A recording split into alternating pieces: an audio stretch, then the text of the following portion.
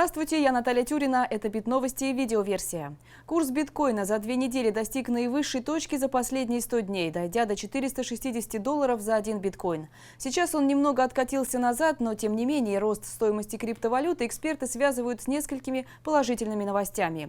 Одна из них – новый релиз Segregated Witness. Проект разрабатывался бельгийским программистом Питером Вэлли с прошлого года и на данный момент является основным вариантом для решения проблемы масштабирования блокчейна. Количество транзакций и скорость их обработки будет увеличена. Это обновление поможет преодолеть кризис, который начался в январе этого года. Напомню, тогда один из разработчиков ядра биткоин-кода Майк Хирн сообщил, что его план увеличения размера блока в публичном реестре провалился и предрек скорый крах системы блокчейна.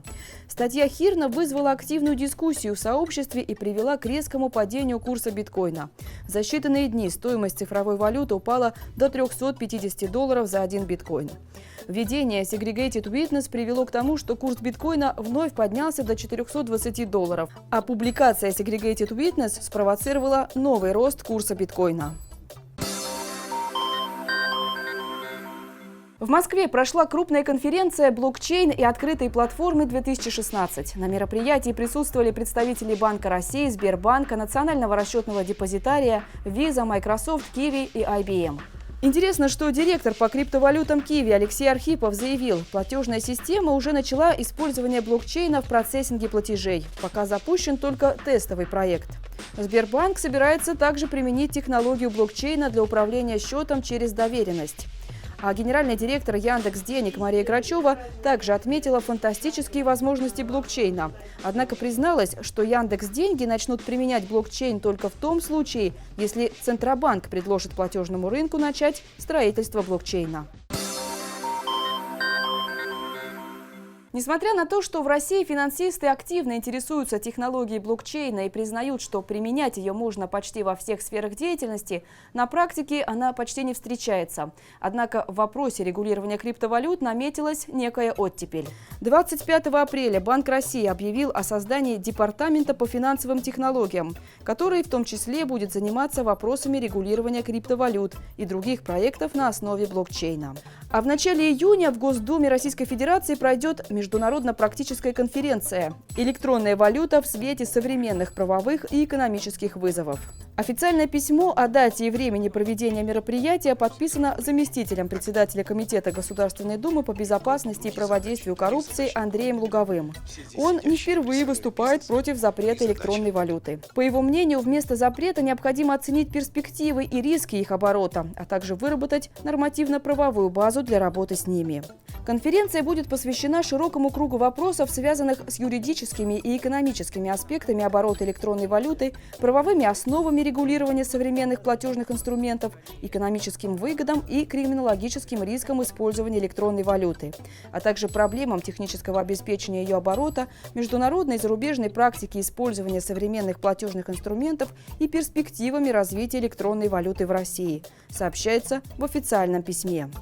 Как видно, от идеи использования лежащей в основе биткоина технологии финансисты России не отказываются. И в Госдуме есть люди, готовые выступить против запрета биткоина. Однако уголовное преследование за его использование и выпуск по-прежнему остаются на повестке дня. Окончательно судьба биткоина в России решится в июле. До этого срока депутаты Госдумы должны доработать законопроект о запрете криптовалют. На днях в российской газете появился прогноз о будущем биткоина с учетом мнения российских экспертов. В соответствии с этим прогнозом, уже летом 2016 года биткоин вырастет в цене, но его использование в России будет запрещено. Технология блокчейна может ускорить создание электронных государственных услуг. В Грузии решили вести кадастровый учет в блокчейне. О создании пилотного проекта договорились ведущий провайдер биткоина и блокчейн-инфраструктуры Bitfury при поддержке Национального агентства по регистрации хозяйствующих субъектов Грузии. Исполнительный директор Bitfury Валерий Вавилов пояснил, какие преимущества внесет блокчейн в систему кадастрового учета. Во-первых, она усилит безопасность данных, они не смогут быть повреждены.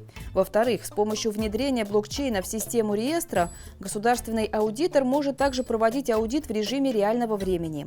Таким образом, проверка реестра будет осуществляться не один раз в год, а через каждые, например, 10 минут. В-третьих, блокчейн снизит вероятность возникновения разногласий и сократит стоимость регистрации прав собственности.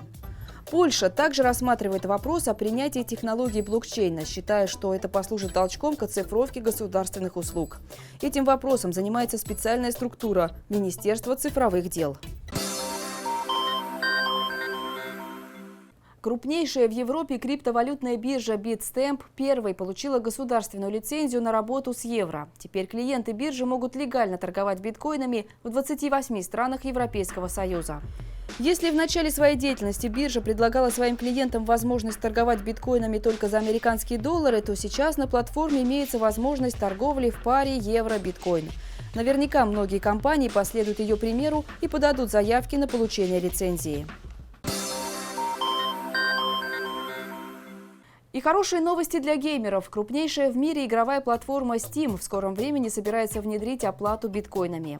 Новость пока, впрочем, можно считать полуофициальной. Подтверждения от компании Valve, которой принадлежит Steam, не было. Об этом стало известно благодаря публикации копии письма от службы поддержки на внутреннем форуме компании. Уже установлено, что публикация на форуме является подлинной и до сих пор присутствует на форуме Steamworks. Это были Бит-новости видеоверсия. Я с вами прощаюсь. Надеюсь, еще увидимся.